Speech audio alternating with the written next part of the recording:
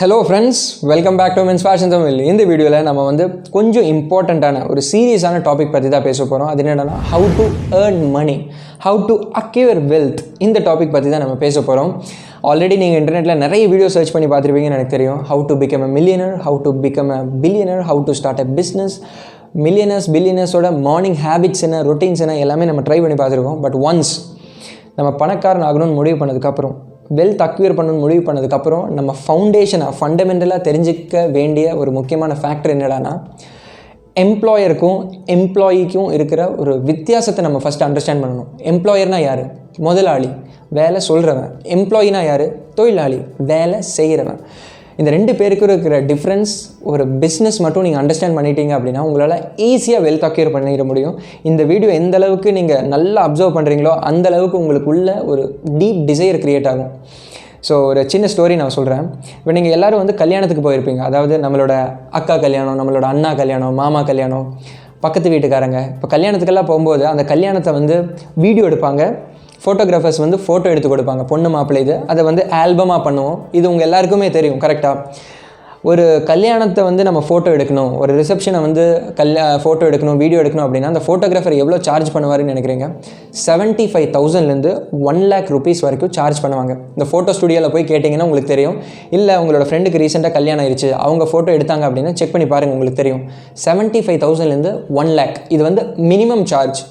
இதே ரிச் பர்சனோட கல்யாணம், ஒரு அப்பர் மிடில் கிளாஸ் டாக்டர் லாயரோட கல்யாணம் அப்படின்னா 3 லட்சத்துலேருந்து 5 லட்சம் வரைக்கும் சார்ஜ் பண்ணுவாங்க. அது அவங்களோட பிஸ்னஸ் டீலுக்கு தகுந்த மாதிரி.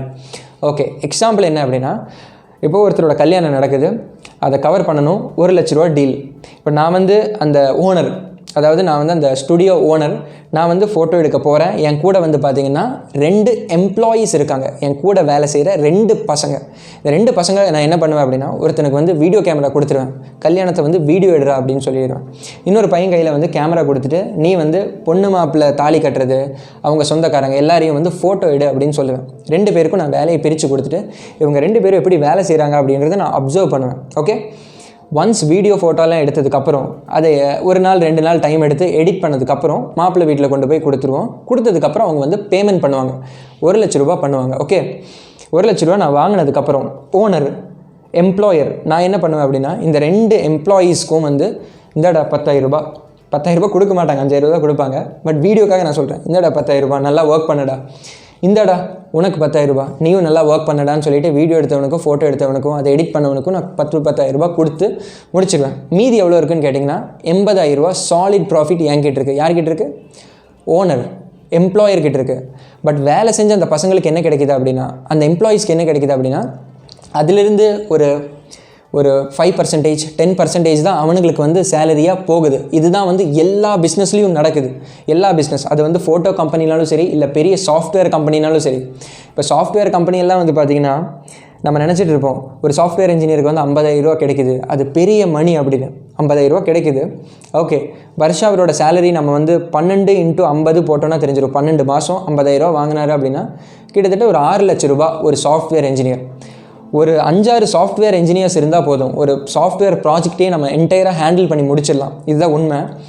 அப்போது எல்லாத்தோட சேலரி 6 lakh நம்ம வருஷம் கொடுக்கும்போது, ஒரு வருஷத்துக்கு அந்த 5 சாஃப்ட்வேர் இன்ஜினியர்ஸ்க்கு கணக்கெடுத்து பார்த்தோம் அப்படின்னா கிட்டத்தட்ட 30-40 lakhs ஆகும் அவங்களோட சேலரி. பட் அவங்க முடித்த அந்த ப்ராஜெக்டோட என்டையர் ஒர்த் எவ்வளோ இருக்குன்னு கேட்டிங்கன்னா மினிமம் 25 கோடி இருக்கும். ஒரு சின்ன சாஃப்ட்வேர் கம்பெனியில் நான் ஒர்க் பண்ணேன் பெங்களூரில். ஸோ அங்கே தெரிஞ்சுக்கிட்ட விஷயம் ஆக்சுவலாக 25 கோடி எங்கே இருக்குது, 36 லட்சம் எங்கே இருக்குது. அந்த இட வாடகை எல்லாத்தையும் சேர்த்தணும் அப்படின்னா மேக்ஸிமம் ஒரு 50 lakhs வரும், அவ்வளோதான். அதுக்கப்புறம் பார்த்திங்கன்னா அந்த சிஇஓ, அதுக்கப்புறம் அந்த சேல்ஸ் கை, அதாவது அந்த கம்பெனியில் யாரெல்லாம் பார்ட்னர்ஸாக இருக்காங்களோ அந்த 25 கோடி அவங்க ஸ்ப்ளிட் பண்ணிடுவாங்க. பட் அந்த எம்ப்ளாயீஸ், அந்த ஒர்க் பண்ணவங்களுக்கு பார்த்திங்கன்னா அதிலிருந்து ஒரு 5% or 10% கிடைக்கும். இதுக்கு ரீசன் என்ன அப்படின்னா, நிறைய எம்ப்ளாயீஸ் நல்லா ஒர்க் பண்ணுவாங்க. இப்போ நான் முன்னாடி சொன்ன கேமராமேன் பார்த்திங்கன்னா அழகாக அந்த மாப்பிள்ளை ஸ்மைல் பண்ணுறது எடுப்பார், அந்த பொண்ணு ஸ்மைல் பண்ணுறது லோ ஆங்கிள்லேருந்து எடுப்பார், அழகாக வீடியோ கவர் பண்ணுவாங்க, அழகாக எடிட் பண்ணி கொடுப்பாங்க. அந்த ப்ராசஸ் எல்லா எம்ப்ளாயீஸ்க்கும் தெரியும், வேலை செய்கிற எல்லாருக்கும் தெரியும். ஒரு சாஃப்ட்வேர் இன்ஜினியருக்கு ஜாவா தெரியும், C++ தெரியும், PHP, வெப் டிசைனிங் அதெல்லாம் தெரியும். அந்த கேஷ் ஃப்ளோ பேட்டர்ன் மட்டும் யாருக்குமே தெரியாது. ப்ராஜெக்ட் எப்படி வருது, ப்ராஜெக்டோட ஒர்த் என்ன, இது எவ்வளோ நாள் பண்ணுவோம், நமக்கு என்ன கிடைக்கிது, ப்ராஜெக்ட் முடிஞ்சு வெளியே போனால் என்ன ஆகும், இது நம்மளால் பண்ண முடியுமா, அந்த கொஷின் யாருமே கேட்குறது கிடையாது. சொல்கிற வேலையை செஞ்சுட்டு அமைதியாக வந்துட்டு டிக்டாக் வீடியோஸ் பார்ப்போம், இன்டர்நெட்டில் நிறைய அதாவது யூடியூப்பில் நிறைய என்டர்டெயின்மெண்ட் சேனல்ஸ் இருக்குது, அதெல்லாம் பார்ப்போம். சாட்டர்டே சண்டே ஒரு படத்துக்கு போவோம், அதுக்கப்புறம் நம்ம கேர்ள் ஃப்ரெண்டோட டைம் ஸ்பெண்ட் பண்ணோம், லைஃப் அப்படியே போயிடும். இதுதான் வந்து ஒரு எம்ப்ளாயரோட லைஃப் ஸ்டைல், ஒரு எம்ப்ளாயியோட லைஃப் ஸ்டைல், வேலை செய்கிறவனோட life style. On the other hand employer வேலை சொல்கிறவன் வந்து பார்த்திங்கன்னா எப்படி பிஸ்னஸ் பண்ணலாம், அடுத்து எவனை இது பண்ணலாம், லீடர்ஷிப் குவாலிட்டி, ஃபைனான்ஷியல் எல்லாமே கற்றுட்டு அவன் வந்து அவனோட எம்பையரை வந்து அப்படியே பில்ட் பண்ணிகிட்டே இருப்பான். அண்ட் இப்போது இந்த வீடியோ பார்த்ததுக்கப்புறம் உங்கள் எல்லாருக்கும் வந்து ஒரு டிஃப்ரெண்ட் பெர்செப்ஷன் வந்திருக்கும். ஆமாம் ப்ரோ, நீங்கள் சொல்கிறது கரெக்டாக தான் இருக்குது, இப்படி தான் பிஸ்னஸ் நடக்குதான்னு கேட்டிங்கன்னா இப்படி தான் பிஸ்னஸ் நடக்குது. எல்லா பிஸ்னஸும் இப்படி தான் நடக்குது. அது வந்து மூவி இண்டஸ்ட்ரியாக இருக்கட்டும், இல்லை துணிக்கடை, ஒரு ஹோட்டல், ஒரு ஜிம், இல்லை நான் முன்னாடி சொன்ன மாதிரி அது photo company, software company, industry மட்டும்தான் மாறுமே ஒழிய பட் இந்த பேட்டர்ன் வந்து பார்த்திங்கன்னா சேம் தான். இதை ஒன்ஸ் நீங்கள் அண்டர்ஸ்டாண்ட் பண்ணிட்டீங்க அப்படின்னா நீங்கள் பண்ணுற வேலையில் ஓனர்ஷிப் எடுக்க பார்ப்பீங்க. நீங்கள் ஒன்ஸ் ஓனர்ஷிப் எடுத்தீங்க அப்படின்னா அந்த ப்ராஃபிட் நமக்கு கிடைக்கும். இது ஃபண்டமெண்டலாக நம்ம அண்டர்ஸ்டாண்ட் பண்ணணும். அண்ட் இந்த மாதிரி நிறைய உங்களுக்கு ஃபைனான்ஸில் டவுட் இருக்குது, அதாவது மணியை பற்றி நல்லா தெரிஞ்சுக்கணும் அப்படின்னா இந்த ரிச் டேட் புவர் டேட் புக்கை நீங்கள் லைஃப்பில் ஒரு வாட்டியாச்சும் நீங்கள் படித்தே ஆகணும். ராபர்ட் டி கியோசாக்கி இவரோட புக்கை நான் படித்தேன். நான் இவ்வளோ பேசுகிறதுக்கு காரணம் என்னோடய திங்கிங்கை வந்து பார்த்திங்கன்னா சேஞ்ச் பண்ணுறதுக்கு முக்கியமான ரீசன் இந்த ஆள் தான். இந்த புக்கோட லிங்க்கை நான் கீழே டிஸ்கிரிப்ஷனில் கொடுக்குறேன். இந்த புக்கை எந்த அளவுக்கு நல்லா நீங்கள் அண்டர்ஸ்டாண்ட் பண்ணுறீங்களோ அந்தளவுக்கு உங்களால் வெல்த்தை கேதர் பண்ண முடியும், ரியல் மணி ஏர்ன் பண்ண முடியும். இது வந்து 20 years முன்னாடி எழுதின புக். ஐ திங்க் 1998 ஆர் 2000, எனக்கு அக்யூரேட்டாக தெரியல. கிட்டத்தட்ட 20 வருஷம் ஆச்சு இந்த புக் எழுதி. இதை வந்து பர்சனல் ஃபினான்ஸோட பைபிள் அப்படின்னு சொல்லுவாங்க. இந்த புக்கை நீங்கள் படித்தே ஆகணும்.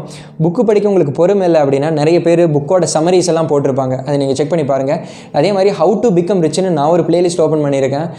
இது கூடயே வந்து பார்த்திங்கன்னா இன்னும் 2 வீடியோ வரும். இது வந்து பார்ட் 1 வீடியோ மட்டும்தான், பார்ட் 2 பார்ட் 3 வரும். ஸோ அந்த கான்செப்ட்டும் தெரிஞ்சதுக்கப்புறம் உங்களுக்கு வந்து ஃபைனான்ஸ் பற்றி ஒரு கம்ப்ளீட் பேஸ் கிடைக்கும். இந்த வீடியோ உங்களுக்கு பிடிச்சிருந்தா ஒரு தம்ஸ் அப் போட்டு சப்போர்ட் பண்ணுறது மட்டும் இல்லாமல் உங்களுடைய நண்பர்களுக்கு ஷேர் பண்ணுங்கள். ஸோ தட் அவங்களுக்கும் வந்து மைண்டில் இருக்கிற அந்த சின்ன விண்டோ வந்து பார்த்திங்கன்னா ஓப்பன் ஆகும். என்ன இன்ஸ்டாகிராமில் ஃபாலோ பண்ணணும்னு நினச்சிங்கன்னா இன்ஸ்டாகிராம் லிங்க் கீழே டிஸ்கிரிப்ஷனில் கொடுக்குறேன்.